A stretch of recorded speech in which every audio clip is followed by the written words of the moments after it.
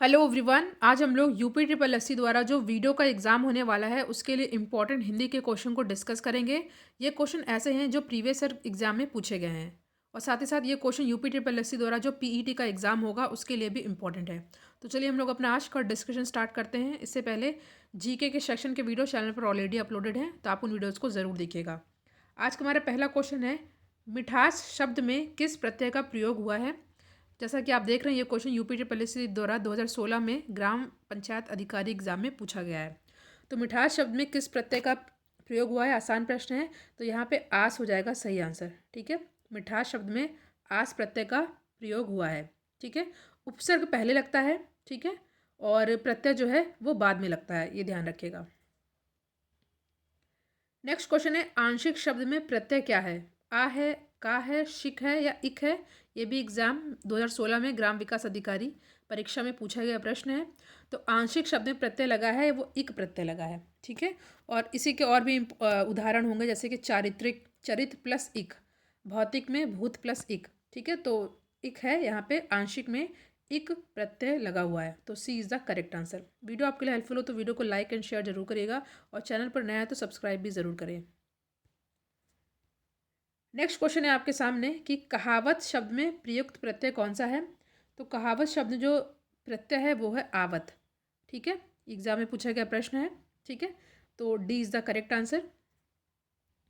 Next question है अहेर शब्द का तत्सम रूप क्या होगा। ठीक है, देखिए जो संस्कृत के शब्द होते हैं उनको एज इट इज़ यूज़ कर लिया जाता है, तो उसको हम लोग तत्सम शब्द कहते हैं। और अहेर शब्द का तत्सम रूप क्या होगा, ये होगा आखेट।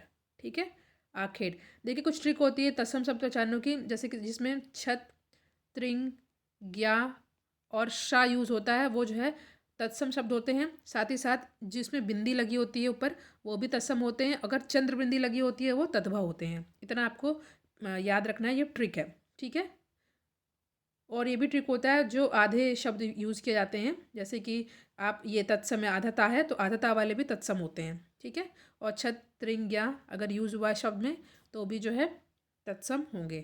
तो जो क्वेश्चन पूछा है अहेर शब्द का तत्सम क्या होता है, वो होगा आखेट। तो option number D is the correct answer. Next question है, तत्सम शब्द कौन सा है, सूरज, स्वर्ण, कपूत या कुआं।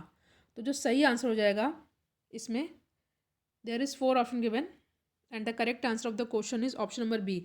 देख रहे हैं यहाँ पे ड़ा भी है और आधा रा भी है और आधा शा भी है, तीनों ही आ गया है। तो ये हमारा हो जाएगा स्वर्ण इज द तत्सम शब्द।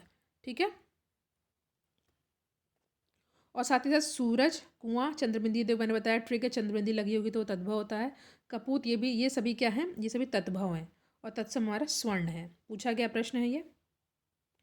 नेक्स्ट क्वेश्चन है, निम्नलिखित विकल्पों में से तत्सम शब्द का चयन करना है आपको, ये भी प्रश्न पूछा गया है। तो जो इसमें तत्सम है वो कौन सा होगा, ये होगा यहाँ पे निकृष्ट। ठीक है, निकृष्ट इज द करेक्ट आंसर। री की मात्रा लगी है, प्लस आधा शाह है, ये आपको ट्रिक है, याद कर लीजिएगा। C is the correct answer. Next question is मच्छिका किसका तत्सम शब्द है, मछली का है, मक्खी का है, मच्छर का है या मिट्टी का है। ये भी क्वेश्चन आया हुआ है एग्जाम में है। तो मच्छिका जो है ये मक्खी का तत्सम है। ठीक है, मक्खी जो है, मच्छिका किसका तत्सम है, तो ये है मक्खी का। ठीक है, मक्खी का तत्सम मच्छिका होगा। तो option number B is the correct answer. Next question है, यूपी ट्रिपल एससी द्वारा 2016 में राजस्व निरीक्षक परीक्षा में पूछा गया है, चूरन किस प्रकार का शब्द है, तत्सम है, अर्थ तत्सम है, देशज है या तद्भव है। देखिए सबसे पहले आपको पता होना चाहिए कि अर्ध तत्सम क्या होता है। देखिए अर्ध तत्सम वे शब्द होते हैं जो संस्कृत शब्दों से विकसित होकर सीधे ही हिंदी भाषा में आ गए हैं। ठीक है, जो संस्कृत शब्दों से विकसित होकर सीधे ही हिंदी में आ जाते हैं वो होते हैं हमारे अर्ध तत्सम। ठीक है, तो यहाँ पे चूरन क्या है, ये अर्ध तत्सम है। ठीक है, और भी एग्जाम्पल ऐसे आसमान हो गया, आखर हो गया, कारज हो गया, चूरन तो मैंने बता ही दिया, भूख, ये सभी अर्ध तत्सम है। थोड़ा सा संस्कृत के नहीं होते हैं, उसमें थोड़ा सा चेंजेस ला जाते हैं तो वो अर्थ तत्सम हो जाते हैं। ठीक है, कपाट का तद्भव क्या होगा। कपाट का तद्भव शब्द क्या है, कपड़ा, किवाड़, कमर या कांटा। प्रश्न पूछा गया है, तो यहाँ पे जो सही आंसर हो जाएगा वो हमारा हो जाएगा ऑप्शन नंबर बी, किवाड़। ठीक है, तो कपाट का तद्भव किवाड़ है, पूछा गया प्रश्न है ये। कंटक का कांटा और करपट का कपड़ा होता है, ये भी याद कर लीजिएगा। ठीक है, कंटक का कांटा होगा, और कपड़ा का मैंने बताया करपट। ठीक है,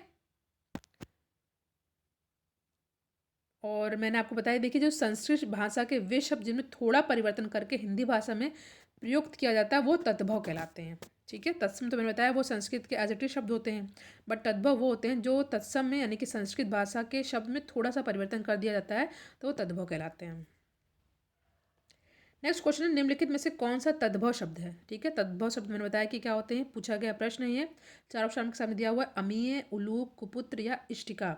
तो इसमें तद्भव शब्द कौन सा हो जाएगा, ये हो जाएगा आपका अमीय। ठीक है, ये नहीं होगा क्योंकि यहाँ पे आदर्श शाह है। ठीक है, और उलूक आपको पता है संस्कृत का शब्द है, और कुपुत्र में देखिए त्रा भी लगा है, तो ये भी एक ट्रिक के हिसाब से ये तत्सम हो गया। तो अमीय बचता है, ये हो जाएगा हमारा तद्भव।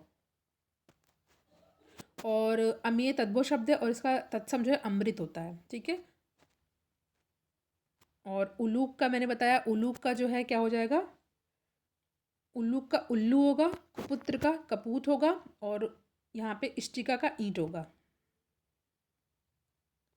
नेक्स्ट क्वेश्चन है, निम्नलिखित शब्दों में से तद्भव शब्द का चयन करना है। प्यास, प्रांगण, आश्रम या उद्वेग, पूछा गया प्रश्न है ये। तो जो सही आंसर है वो है द प्यास, आधा पा है। ठीक है, और इसका तत्सम क्या होगा, इसमें जो है तद्भव शब्द का चयन करना, सॉरी। तो प्यास तो आपको पता है कि कुछ कुछ में ट्रिक नहीं लगेगी। ठीक है, 99% ये ट्रिक काम करेंगे आपके, तो आधा पा है बट ये तद्भव होगा। ठीक है, और इसका जो है तत्सम पिपासा होता है। ठीक है, पिपासा, और इसमें श्रा लगा है तो देखिए तत्सम हो गया। ये बिंदी लगी है तो प्रांगण, ये तब भी तत्सम हो गया, और इसमें ये वाला दा है तो ये भी आपका जो है तत्सम हो गया। प्यास ये आपका तद्भव है, उसका तत्सम पिपासा होगा। पूछा गया प्रश्न है ये। देख, किसी प्रकार से आपके वीडियो हेल्पफुल हो तो शेयर जरूर करिएगा और इसको प्लग लाइक ज़रूर करिएगा। उनमें किस प्रकार का शब्द है, आगत, तद्भव, देशज या तत्सम, पूछा गया प्रश्न है ये। तो उनमें ये तद्भव शब्द है। ठीक है, और इसका तत्सम उन्मेष होता है। उन्मेष, ऊ होगा, आधा ना होगा, माँ होगा, और ये वाला शा होगा। ठीक है, उन्मेष। नेक्स्ट, जिन शब्दों की उत्पत्ति का पता नहीं चलता उन्हें क्या कहा जाता है, विदेशज कहते हैं, देशज कहते हैं, तद्भव या तत्सम। ठीक है, मैंने आपको बताया कि तत्सम क्या होते हैं, संस्कृत के शब्द होते हैं, और तद्भव क्या होते हैं, जब तत्सम में थोड़ा सा चेंज कर देते हैं तो वो तद्भव हो जाते हैं। ठीक है, तो आपसे पूछा है कि जिनका पता नहीं लगता वो कौन से शब्द होते हैं, उन्हें क्या कहते हैं, उन्हें हम लोग कहते हैं देशज, जिनका पता नहीं लगता है। जिन शब्दों की उत्पत्ति का पता नहीं चलता उन्हें देशज कहते हैं, जैसे झाड़ू हो गया, लोटा हो गया, और टांग हो गया इत्यादि। ठीक है, पूछा गया प्रश्न है ये। नेक्स्ट क्वेश्चन आपके सामने है कि खिड़की किस प्रकार का शब्द है, तद्भव है, विदेशज है, देशज है, या वर्ण शंकर है, ये भी प्रश्न पूछा गया है। तो खिड़की जो शब्द है ये जो है देशज शब्द है। ठीक है, जैसा कि मैंने आपको बताया कि जिन शब्दों की उत्पत्ति या व्युत्पत्ति का पता नहीं चलता वो देशज कहलाते हैं। ठीक है, ये अपने देश में बोलचाल से बने होते हैं, इसलिए इनको देशज कहते हैं। ठीक है, तो कुछ एग्जाम्पल तो मैंने बता ही दिया था, इसके अलावा पगड़ी हो गया, जूता हो गया, कलाई, लोटा, डिबिया, ये सभी जो है आपके देशज शब्द हैं। नेक्स्ट है, लालटेन शब्द किन वर्गों में से किस वर्ग में आता है। ठीक है, यहाँ पे निम्न जो वर्ग दे रखे हैं तो उसमें लालटेन किस वर्ग में आएगा, तत्सम, तद्भव, देशज या विदेशज, प्रश्न पूछा हुआ है तो ये हो जाएगा विदेशज। ठीक है, लालटेन शब्द अंग्रेजी भाषा के लैंटर्न, ठीक है, लैंटर्न, लैंटर्न से बना हुआ है या विदेशज शब्द के अंतर्गत आएगा। ठीक है, और विदेशी भाषाओं से हिंदी भाषा में आए शब्दों को विदेशी शब्द कहते हैं। ठीक है, विदेशी भाषाओं से हिंदी भाषा में आए शब्दों को विदेशी शब्द कहते हैं। ठीक है, लैंटर्न है तो इसे लालटेन हो गया। ठीक है, तो भी हो जाएगा हमारा option number D is the correct answer. Next, कौन सा शब्द तुर्की भाषा का नहीं है। ठीक है, तुर्की भाषा का नहीं आपसे पूछा है, पैगंबर, बेगम, बारूद या चेचक। तो देखिए जो पैगंबर है ये जो है तुर्की भाषा का नहीं है। बेगम, चेचक, बारूद ये तुर्की भाषा का है। दरोगा हो गया, कुली, चाकू, ये सभी जो है तुर्की भाषा के शब्द हैं। और पैगंबर, नमाज, रोज़ा ये धार्मिक शब्द हैं और अरबी में फ़ारसी के द्वारा आए हैं। ठीक है, धार्मिक शब्द अरबी में फ़ारसी के द्वारा आए हुए हैं। तो फिलहाल जो option number A is the correct answer पूछा गया प्रश्न है ये। छायादार शब्द किसका उदाहरण है, तत्सम है, देशज है, विदेशज है, या संकर है। तो ये हो जाएगा आपका शंकर। ठीक है, देखिए छायादार शब्द संकर शब्द का उदाहरण है, या हिंदी के शब्द छाया और फारसी के शब्द दार। ठीक है, हिंदी के शब्द छाया और फारसी का शब्द दार से मिलकर के बना हुआ है। ठीक है, दो भिन्न भाषाओं के भिन्न अर्थ वाले शब्दों से मिलने वाले यौगिक शब्दों को हम लोग संकर शब्द कहते हैं। देखिए दोनों का अर्थ भिन्न होगा, छाया का भी अर्थ भिन्न है, दार का भी भिन्न अर्थ है। ठीक है, उनको मिलने से जो इनके मिलने से जो शब्द बनेंगे उनको हम लोग संकर शब्द कहते हैं। ये भी देखिए यूपी ट्रिपल द्वारा जो पुनर्परीक्षा 2016 में होता है, ये प्रश्न पूछा हुआ है। नेक्स्ट है, निम्नलिखित शब्दों में से कौन अनुकरणात्मक शब्द है? ठीक है, अनुकरणात्मक शब्द हो जाएगा ये हमारा खड़खड़। ठीक है, option number D is the correct answer. देखिए क्या होता है अनुकरणात्मक। देखिए एक भोलानाथ तिवारी जी ने देशज शब्दों को भी दो वर्गों में रखते हैं। एक होते हैं अज्ञात व्युत्पत्तिक, एक होते हैं अनुकरणात्मक। ठीक है, जो तत्सम तद्भव विदेशी नहीं है तथा अनुकरण के आधार पर बनाए गए हैं, इसको हम लोग अनुकरणात्मक कहते हैं। ना ही तद्भव होते हैं, ना ही तत्सम होते हैं, ना ही विदेशी होते हैं। ठीक है, इतना आपको डीप नहीं जानना, आप पहचान लेंगे कि अनुकरणात्मक कौन सा है, तो खड़खड़ इज द अनुकरणात्मक। नेक्स्ट है, निम्नलिखित में से विकारी शब्द कौन सा है? ठीक है, विकारी शब्द क्या होते हैं? सबसे पहले आपको ये जान लेना चाहिए कि वे शब्द जो लिंग वचन कारक आदि से विकृत हो जाते हैं विकारी शब्द कहलाते हैं। ठीक है, तो इसका जो सही आंसर होगा हो जाएगा लड़का। ठीक है, बदल जाएगा, लड़का का लड़की हो जाएगा, लड़कियां भी हो सकता है। ठीक है, तो परंतु आज इधर इन सब में चेंजेस नहीं ला सकते हैं। अगर लिंग वचन और कारक से चेंजेस आ जाते हैं तो वो विकारी शब्द कहलाते हैं। तो लड़का जो है यहाँ विकारी शब्द है, और जो परंतु इधर आज ये सभी अविकारी शब्द है। ये भी प्रश्न पूछा हुआ है।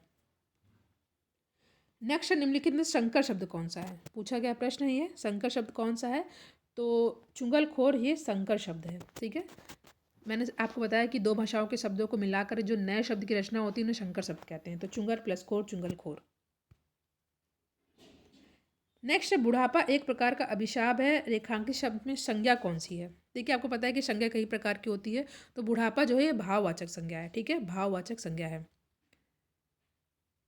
और भाववाचक संज्ञा कहते कहते किसे हैं? देखिए जिस संज्ञा शब्द से व्यक्ति या वस्तु के गुण, धर्म, दशा, अवस्था, व्यापार का बोध होता है उसे भाववाचक संज्ञा कहते हैं।